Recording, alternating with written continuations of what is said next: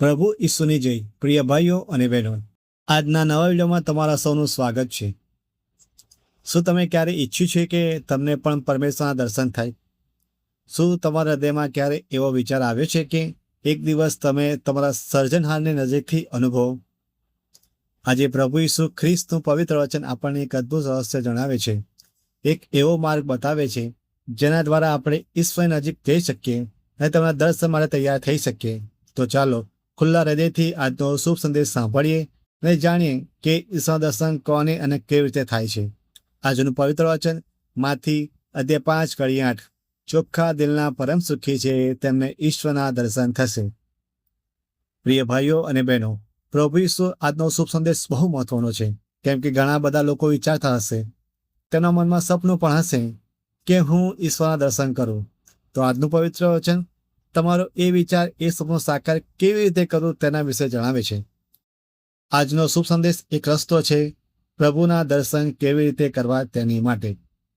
આજના પવિત્ર વચનમાં કહેવામાં આવ્યું છે કે જે લોકો ચોખ્ખા દિલના હશે તે લોકો પરમ સુખી કહેવાય, કેમ કે તેમને ઈશ્વરના દર્શન થશે.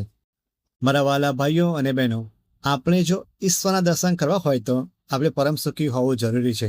આપણે ચોખ્ખા દિલના હોવા જરૂરી છે, કેમ કે આપણો પરમેશ્વર એકદમ પવિત્ર છે, મહાન છે, શુદ્ધ છે અને તે આખા વિશ્વનો સર્જનહાર છે. જેમ પવિત્ર બાઇબલ જણાવે છે કે તે ઈશ્વરનો ઈશ્વર છે. એટલા માટે જ આપણે જો તેઓ દર્શન કરવા હોય તો આપણે તેમની જેમ પવિત્ર અને શુદ્ધ થવું જોઈએ. આપણું દિલ છે તે ચોખ્ખું હોવું જરૂરી છે. આજનું પવિત્ર વચન આપણા વાલા પ્રભુ ઈસુના આજના શુભ સંદેશ દ્વારા કહેવા માંગે છે કે જો તમે ચોખ્ખા દિલના છો તો તમને ઈશ્વરના દર્શન થશે જ. પણ જો તમે ઈશ્વરના દર્શન કરવા છે પણ તમારું દિલ ચોખ્ખું નથી, તો ચાલો આજે પ્રભુ ઈશ્વરને પ્રાર્થના કરીએ કે તમે પવિત્ર હૃદયથી મને શુદ્ધ કરો. પવિત્ર આત્મા, તમે મારા હૃદયને પવિત્ર કરો, જેથી કરીને હું આપણા વાલા ઈશ્વરના દર્શન કરી શકું. આજે આ પવિત્ર વચન શા માટે પ્રભુ ઈશ્વરે આપણને આપ્યું છે? કેમ કે આપણામાંથી ઘણા બધા લોકો પ્રભુને ખાલી શબ્દોથી, ખાલી હોઠોથી પ્રભુને મહત્વ આપે છે. તેમનું દિલ, તેમનો આત્મા પ્રભુથી ઘણો દૂર છે. તે સત્યથી, જે સાચું જ્ઞાન છે તેનાથી દૂર રહી ગયા છે અને તે ભ્રમમાં રહે છે કે મને પણ ઈશ્વરના દર્શન થશે. પણ તેવું નથી. કેમ? જો ઈશ્વરના દર્શન કરવા હોય તો આપણે બધી રીતે પ્રભુ માટે તૈયાર થવું પડશે અને તેની માટે સૌથી જરૂરી આપણું હૃદય છે. જેમ પવિત્ર બાઇબલનું વચન કહે છે, જો તમે હૃદય પલટો ના કરો તો ઈશ્વર રાજ્યમાં પ્રવેશ નહીં કરી શકો. એટલે આજનું આ પવિત્ર વચનમાં કહેવામાં આવ્યું છે કે આપણે દિલથી તૈયાર થઈએ, આપણા દિલ બધી રીતે સાફ કરીએ અને પવિત્ર કરીએ, ઈશ્વરને લાયક બનાવીએ.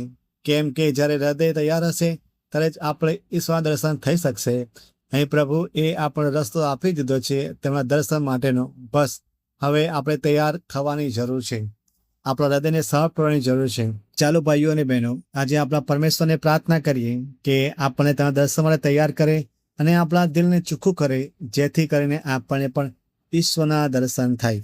મારા વાલા ભાઈઓ અને બહેનો, આજના પવિત્ર વચન દ્વારા આપણે જાણ્યું કે ચોખ્ખા દિલના લોકો પરમ સુખી છે, કારણ કે તેમને ઈશ્વરના દર્શન થશે. આપણે આપણા હૃદયને પવિત્ર, શુદ્ધ અને પ્રભુને લાયક બનાવવાનું છે. માત્ર શબ્દોથી નહીં, પરંતુ સાચા હૃદયથી પ્રભુને પ્રેમ કરવાનો છે, તેમની આજ્ઞામાં ચાલવાનું છે અને તેમના પવિત્ર આત્માને આપણા જીવનમાં કાર્ય કરવા દેવાનું છે.